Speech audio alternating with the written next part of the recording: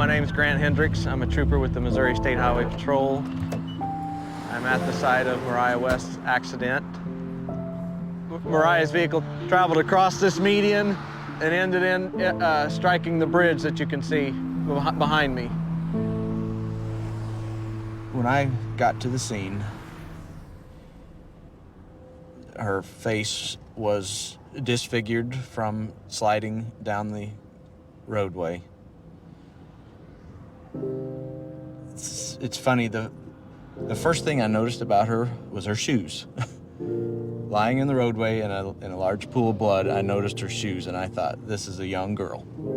That's the first thing I thought when I saw this. And at that point is when I noticed her cap and gown was still in her car.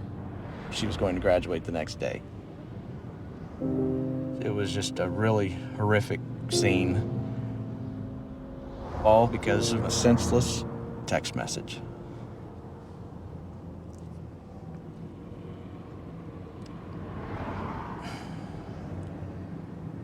It's just sad. Sorry, it's just sad.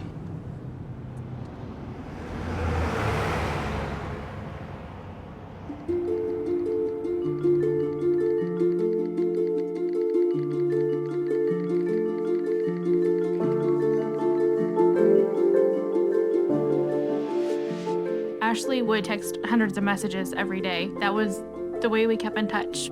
We would definitely text more than we talked. Mariah was a multitasker extraordinaire. She could text better than anyone I know. She could be having one conversation with me, completely focused, while having a text conversation with somebody else. When you do something 7,000 times a month, you tend to learn where those 26 letters are. We would be at school, at home, movies, bowling, driving. not even looking at her phone. Just simple, Insignificant. Useless bullshit, whatever it may be. about anything and everything. Just a way to pass the It time. didn't matter where we were constantly texting. This is my sister. She was looking at my message that I had just sent her. When she looked up, she had clipped the median on the left-hand side of the road. Her truck flipped, and as it was flipping, she was actually ejected through the driver's side door, and she landed in the ditch about 300 feet from her truck. People will tell you over and over again, it's not your fault. But knowing that you were the person that she was talking to when she was killed.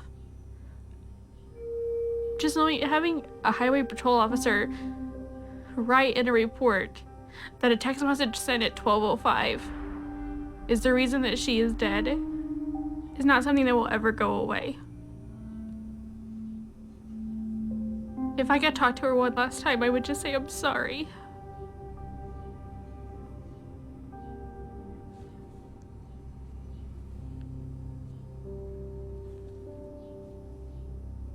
This is her cell phone that she used in the accident. 4 little letters. That's what killed her. You never really think about it, but people associate drinking and driving as a dangerous thing. Your vision's impaired, your judgment's impaired. But if you look at texting and driving, your vision's not even there. You're not even looking at the road.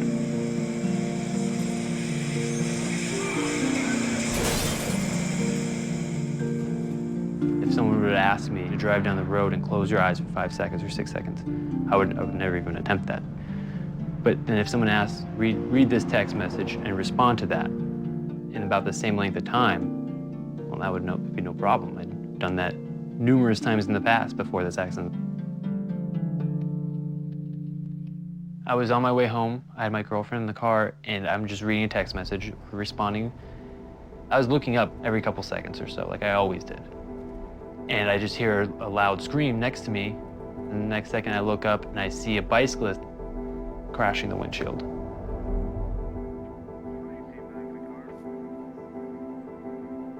When I got out of the car, he didn't have a pulse, he wasn't breathing. He wasn't alive. There are no words to describe the level of grief, the level of depression and self-hatred I was going through. My first year of college, I just remember one girl recognizing me and saying, oh, I remember hearing about you. You're that guy who hit the bicyclist because you were texting and driving. That was actually the day before I ended up going to the hospital for emotional problems. I sent one stupid, meaningless text, LOL, and killed a man.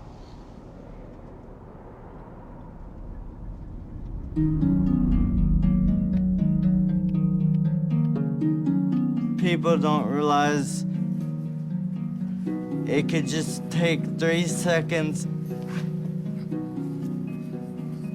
I was going to the movies and the car just went directly into a tree and it was a direct collision. I was the passenger. I collided with the tree on my right temple and I was declared dead on the scene 3 times. I used to be able to drive. I used to be able to go for walks. I used to be able to run around town by myself. I used to have a job. I was normal. And all this, I cannot do anymore because they had the text. This is the text message that changed my life forever.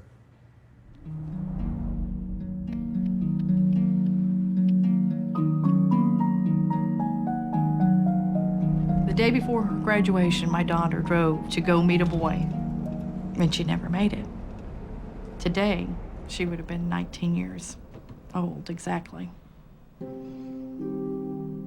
Mariah never wanted a minute to go by that she wasn't doing something. She wanted to do everything all at one time with friends and family and just having a good time. That's what she loved. Friends would tell me from school that, you know, the best part of the day at school was Mariah coming down the hall because she'd stop to give everyone a hug.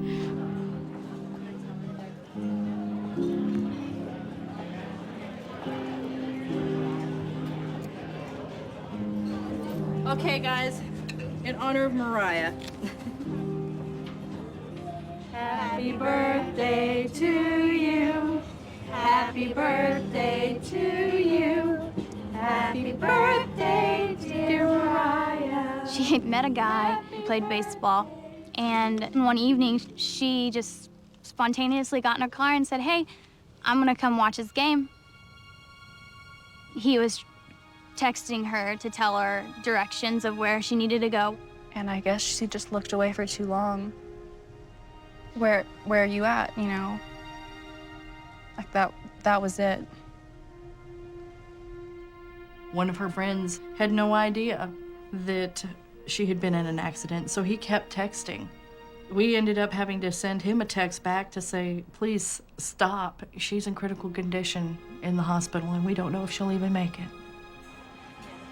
She always worked her magic, you know, and still to this day, without her being here, she's so much still a part of our lives every day. She was our sunshine. She really was.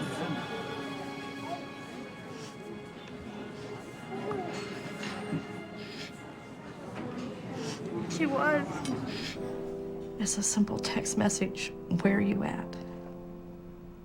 3 simple words. She paid the ultimate price for her actions.